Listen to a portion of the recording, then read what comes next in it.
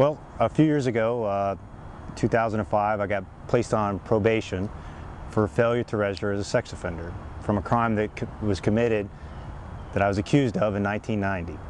So, and actually it was a law that I didn't know.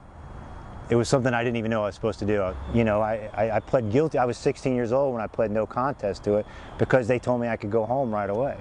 So, you know, it's one of those things where if you plead guilty, we'll put you on probation and this is it, and you can move on with your life. And I did that, and at this point I'm living in the woods, you know, pretty much homeless. As you can see, I live in a tent, and you know, really, I violated my probation for failure to register as a sex offender. I went to prison, and I came out, and at that time I was told that, you know, the only thing I could do was be homeless because there's nowhere in compliance in Cobb County for me to live. So pretty much I was directed to come live in the woods as a homeless person.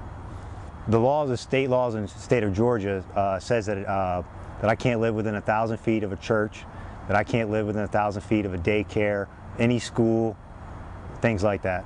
Just as the laws are with living, I can't work in certain places. If I work in a restaurant next to a daycare center, that's non-compliant. You know, really for me, the only thing I can do now is just look for work. You know, that's my main focus, is to find work. I feel like that's my center, is to find work where I can be productive and continue to, you know, to survive.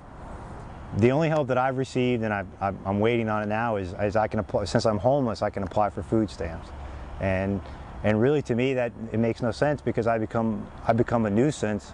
I become a burden to the county and the state when I'm actually able to. I'm willing to work if somebody will give me a job. So it's really a catch-22. The law was meant for certain people, and it's meant for certain people, but not everybody falls in that category. When the night closes in, you know, I start a fire to keep the mosquitoes away, and there's snakes out here. We killed a couple snakes, and the raccoons getting to your food, and it's really just, it's almost